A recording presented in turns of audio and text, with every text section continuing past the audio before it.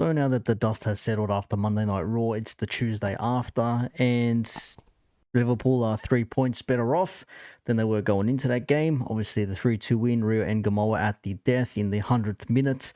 And I've seen a lot of Newcastle fans complain online, say, where would their 11 minutes come from? It was 7 minutes, it was 8 minutes, blah, blah, blah. Well, you'd be happy to know that we've been there ourselves last year away at Goodison Park. Remember, with their head knock, it was meant to be 8 minutes. It ended up becoming another 2 minutes or whatever it was. Yeah, we know what it's like. It happens. That's football. Shit happens. You have to deal with it.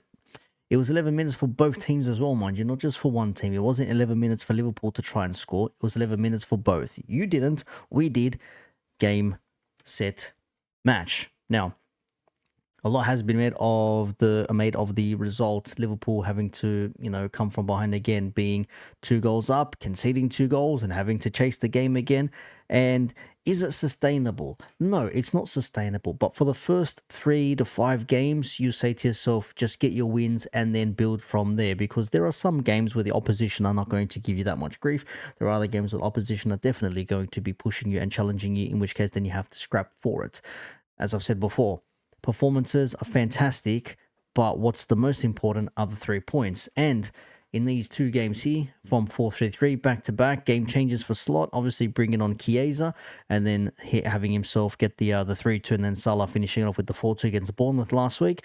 And then just yesterday, Ngamoa coming on in the 88th minute, whatever it was, and putting it into the back of the net. Such composure, that finish, that just everything was so great about it. The Salah pass, the Szoboszlai dummy, and Ria first time hitting it. Ballsy from the youngster.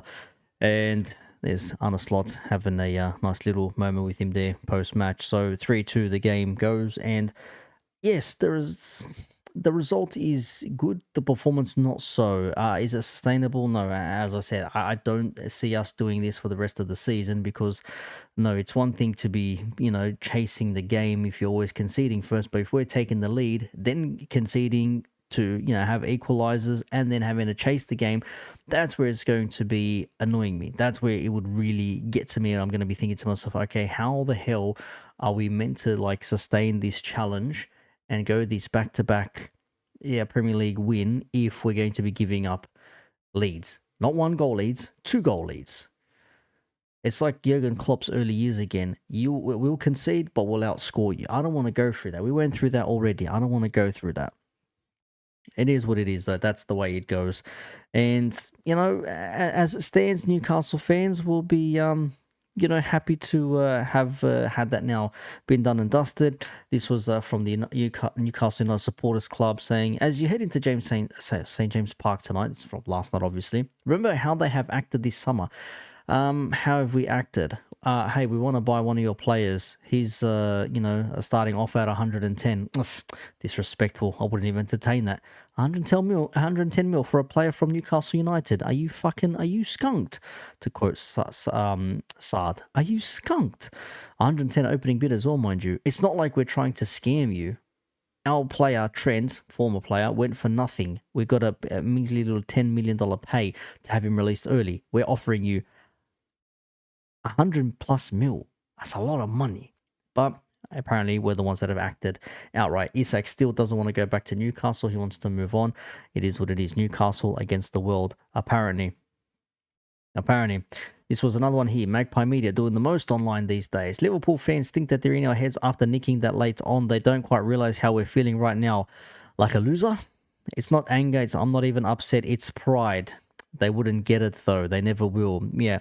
As though Liverpool, who have played well against certain teams and not got results in the past, we're not going to understand what it's like. Again, how do I say? It's not that small-mindedness. It's not that small club mentality. It's like thinking you're bigger than what you actually are. Like, with all due respect, know your fucking place. Know your place. Again, of course, it is the same person who was saying you actually think Jolinton's going to let them leave the stadium intact when Tonali was off injured, Jolinton came off injured, and Guimaraes is the only one in the midfield who finished that game. Ultimately, potentially, could have been some sending offs, not just for Newcastle, for Liverpool as well. Questionable tackle from Gravenberch. There was also a questionable challenge from Kanate late in the game as well. I'm pretty sure I've got screen grabs of that somewhere here, if I'm not mistaken. We'll look into that in a second. Pretty sure I had something somewhere. Not there. Where is it? Great preparations here. Where do we go? Was it back here somewhere? Here we go. 3 red card offences apparently for Liverpool. A clear penalty for Newcastle. So what's the outcome? Yellow card Newcastle, goal kick Liverpool. You could not make it up. So that there. This was the same thing that happened with Man United, if I'm not mistaken, when they got their penalty yesterday. That's Bruno Fernandes smacked over the crossbar, and the referee's looking right at it. They're jostling, so you could give it. As I said the other day, the tackle, excuse me, in the penalty box, holding on to somebody, some will be given, and a lot will not. This other one here, this tackle from Grab, very naughty. That was a yellow card. It is a scissor action. It wasn't with full force, like running in. He was there and he lunged out. Maybe you can consider him lucky in that instance there, but definitely yellow card worthy 100%. This is the Kanate little shove or push that many people are speaking about, saying that this should have been a second yellow card, and Kanate was arse in his whole game. And Verts apparently with an elbow to Tonali, and that should have been apparently a pen or a red card or something. And look, they're already tagging the PGMOL. Like, why are you moving like Arsenal fans? Why are Newcastle United moving like Arsenal fans? Absolute crybabies. Like, you've never been hard done, like we've never been hard done for ourselves in the past. And speaking of, I do have actually just that. Yeah. Liverpool gets some really favourable decisions from English referees. Lol, they always get the benefit of the doubt. Yeah, clearly, because this is the correct decision.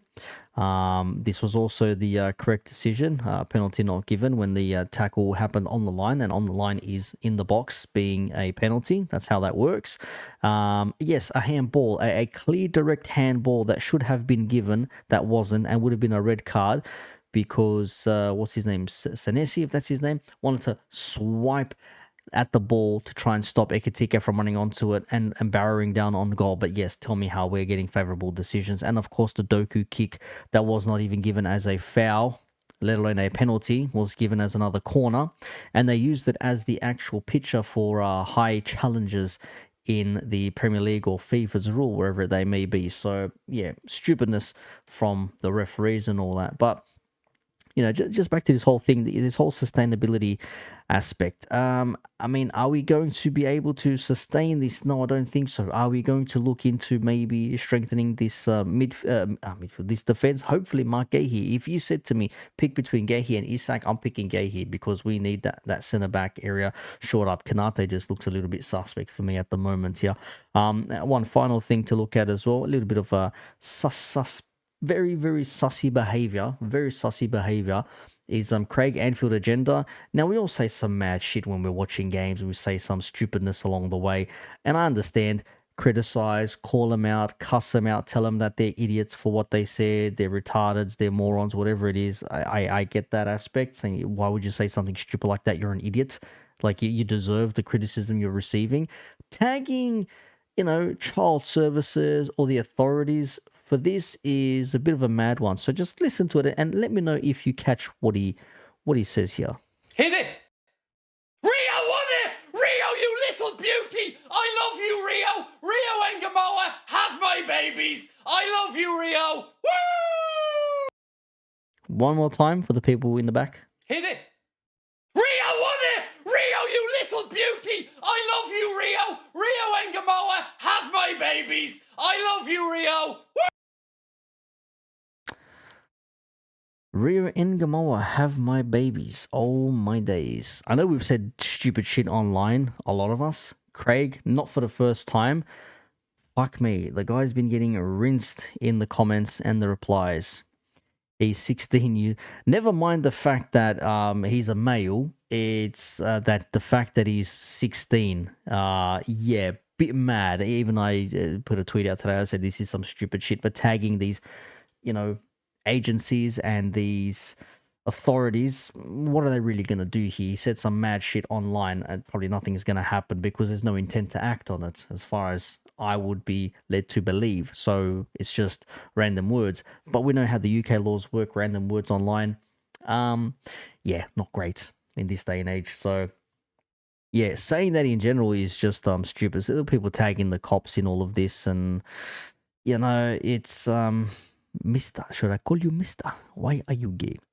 Yeah, it's mad. It's an absolute madness here. So he's getting a lot of flack in the online world. 2.1 million views though. Some of the view quotes. Holy shit! And have a look at these.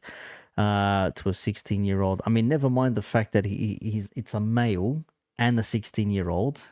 Keep that in mind. Yeah, absolute madness here. Yeah, it's crazy work. I know people are doing the most out of all of this right now. He said some dumb shit. I mean, what do you actually think is going to happen? It's just dumb shit that he said. I don't know why the fuck Craig said that. Of all the things you could have said, man said, quote, have my babies, unquote. Like, oh my fucking days. Like, seriously? Craig, bruv, you really need to check yourself, man. Bruv, this absolute fucking madness when he says dumb shit like this. Again, not for the first time. Not for the first time, but what are people really going to do? Report a mad said some madness online. I'll be surprised if some shit actually happens in all of this, but there you have it.